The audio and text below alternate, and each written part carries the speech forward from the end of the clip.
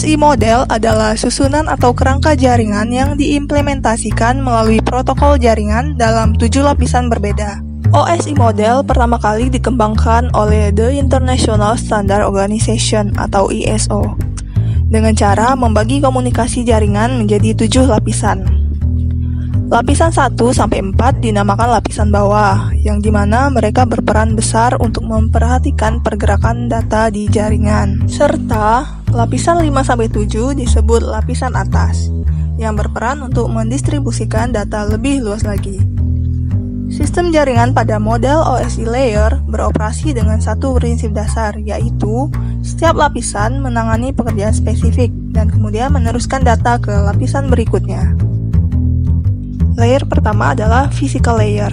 Physical layer bekerja dengan mendefinisikan media transmisi jaringan, metode pensinyalan, sinkronisasi bit, arsitektur jaringan, topologi jaringan, dan pengkabelan. Selain itu, level ini juga mendefinisikan bagaimana network interface card dapat berinteraksi dengan media kabel atau radio. Layer kedua adalah data link layer. Data link layer berfungsi untuk menentukan bagaimana bit-bit data dikelompokkan menjadi format yang disebut sebagai frame. Selain itu, pada level ini terjadi koreksi kesalahan, flow control, pengalaman perangkat keras seperti halnya media access control address, dan menentukan bagaimana perangkat-perangkat jaringan seperti hub, bridge, repeater, and switch layer 2 beroperasi. Berikutnya ada network layer. Network layer akan membuat header untuk paket-paket yang berisi informasi IP, baik IP pengirim data maupun IP tujuan data.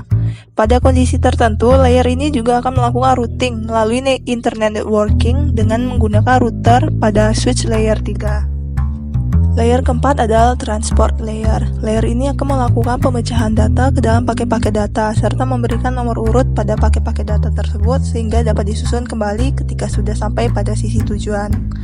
Selain itu, pada layer ini akan menentukan protokol yang akan digunakan untuk mentransmisi data, misalkan protokol TCP. Protokol ini akan mengirimkan paket data sekaligus akan memastikan bahwa paket diterima dengan sukses dan mentransmisikan ulang terhadap paket-paket yang hilang atau rusak di tengah jalan.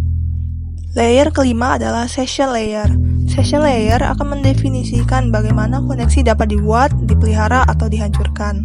Di layer ini ada protokol name recognition, NVS, dan SMP. Layer keenam adalah presentation layer. Layer ini bekerja dengan mentranslasikan format data yang hendak ditransmisikan oleh aplikasi melalui jaringan ke dalam format yang bisa ditransmisikan oleh jaringan. Pada layer ini juga data akan dienskripsi atau dideskripsi. Yang terakhir ada application layer. Merupakan layer di mana terjadi interaksi antarmuka end user dengan aplikasi yang bekerja menggunakan fungsionalitas jaringan, melakukan pengaturan bagaimana aplikasi bekerja menggunakan resource jaringan, untuk kemudian memberikan pesan ketika terjadi kesalahan. Beberapa service dan protokol yang berada di layer ini misalnya HTTP, FTP, SMTP, dan lain-lain. Baiklah, sekian video untuk tugas pengganti UAS teknologi antarjaringan milik saya. Sekian dan terima kasih.